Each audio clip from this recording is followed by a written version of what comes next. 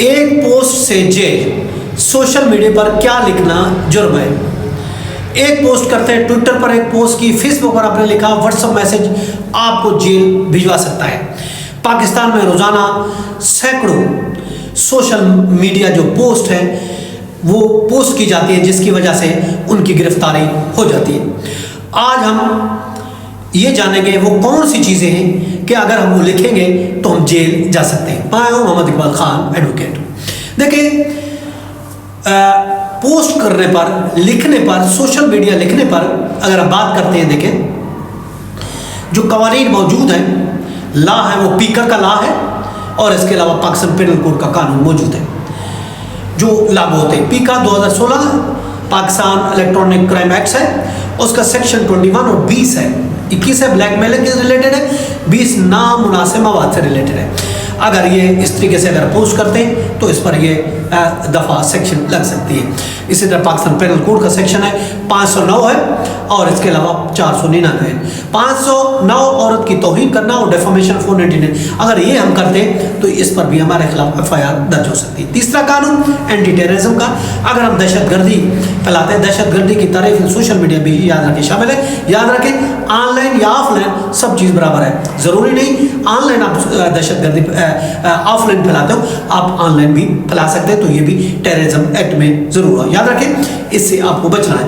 पोस्टें वो पोस्टें जो आपको जेल ले जा सकती हैं, आपको जेल भिजवा सकती हैं। याद रखें, सरकारी इदारों की अगर आप तौहीन करते हैं, फौज, अदालत या पार्लियामेंट के खिलाफ अगर आप पोस्ट लिखते हैं, तो याद रखें सेक्शन 21 आप पे लागू होगा। इसकी सजा 3 साल कैद, 10 लाख रुपए तक जुर्माना मौजूद है। अगर आप बात करते हैं, फॉर एग्जाम्पल आपने कोई मसनूई आर्टिफिशियल आपने कोई वीडियो बनाई, या फिर आपने कोई जेली खबरें शेयर की, याद रखें इसको पिमरा और FIA हर पोस्ट को, आप जो भी पोस्ट करते हैं सोशल मीडिया पर, उसको मॉनिटर की जाती है। और इसके अलावा 295C पाकिस्तान पेनल कोड का सेक्शन है जो कि मजहब से रिलेटेड है। मजहब से रिलेटेड अगर आप कोई पोस्ट करते हैं तो उस पर भी आपको आप जेल जा सकते हैं। उसकी भी सख्त सजाएं मौजूद हैं, बात सूरतों में तो बहुत भी मौजूद है। अगर आप मजहबी जज्बात से खिलवाड़ करते हैं तो इसका भी आपको खतरनाक नतायज का सामना करना पड़ता है। इसके अलावा जो अगली चीज़ है वो ख्वातीन की इज़्ज़त है। याद रखें, ख्वातीन की इज़्ज़त करना ये हर मर्द की एक जिम्मेदारी है। औरतों की जो है हमेशा इज्जत करें, उसकी तस्वीर उसकी इजाज़त के बगैर शेयर करना ये याद रखें जुर्म है, जो कि पीका सेक्शन 24 के तहत आता है। और इसके अलावा पाकिस्तान पेनल कोड 509 PPC के तहत भी ये आता है, जिसकी 5 साल सज़ा और इसके अलावा जुर्माना भी हो सकता है। और ख़ुद भी शिकायत दर्ज करवा सकती है, या फिर ख़ुद FIA इस पर एक्शन ले सकता है। इसके अलावा दहशतगर्दी के रिलेटेड अगर कोई पोस्ट करते हैं, दहशतगर्दी किसी ग्रुप्स में आप पोस्ट करते हैं, इसके लिए याद रखें एंटी टेररिज्म का कानून मौजूद है, जिसमें 10 साल तक सज़ा और उम्र कैद भी हो सकती है।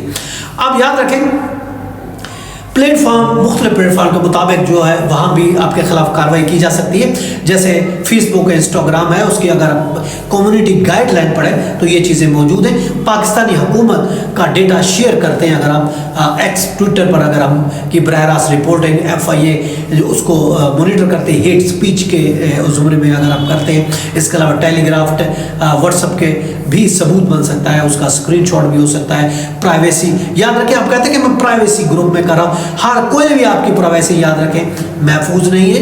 हर चीज़ रेगुलेट की जाती है FIA के तहत, कोई भी चीज़ आपकी पर्सनल नहीं है, हर चीज़ का पता है, इसलिए आप इन चीज़ों से परहेज करें और ख़ुद भी महफूज रहें। और इसके अलावा आपके पास देखें, आप टिकटॉक पर, यूट्यूब पर भी अपलोड कर देते हैं कोई वीडियो बगैर इजाज़त के, तो इस तरीके से भी आपको सज़ा हो सकती है, आप जेल जा सकते हैं। अब बचाव के क्या तरीके, याद रखें, पोस्ट से पहले 3 सवाल अगर आप अपने आप से करें, क्या आप आमने सामने जिसके खिलाफ कर रहे हैं क्या वो आप बोल सकते हैं, इतनी आपकी हिम्मत है?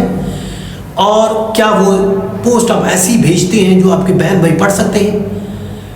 और क्या आप डायरेक्ट अदालत को कह सकते हैं? ये सवाल ज़रूर कीजिएगा जब भी कभी आप ऐसी पोस्ट करने लगे। अब हम आपको प्रैक्टिकल जो अमले दे रहे हैं, याद रखें, आपका IP एड्रेस से आपकी पूरी डिटेल निकाली जा सकती है। FIA उसको मॉनिटर करती है।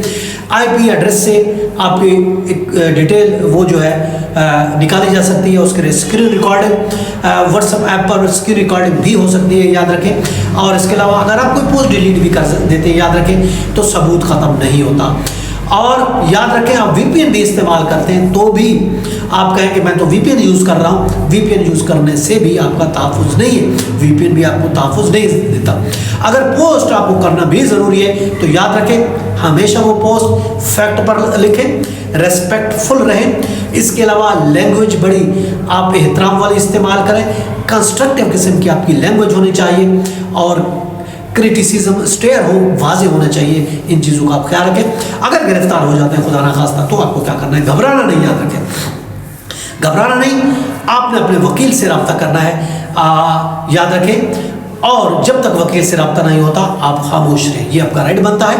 और तमाम डॉक्यूमेंट्स, सबूत जो है वो आप महफूज रखें, अपनी फैमिली को इतला दें, वकील अंगेज करें और फिर वो अदालत के थ्रू ही फिर आपकी रिहाई जो है पॉसिबल हो सकती है। ज़मानत 7 से 14 दिन में आपकी ज़मानत भी हो जाती है। मुकदमा चलेगा तो उसमें टाइम लग सकता है, 6 महीने से 3 साल तक का अरसा लग सकता है। तो ये था हमारा आज का लीगल लेक्चर। इसके साथ इजाज़त, कल फिर मिलते हैं। Have a nice day. अल्लाह हाफ़िज़।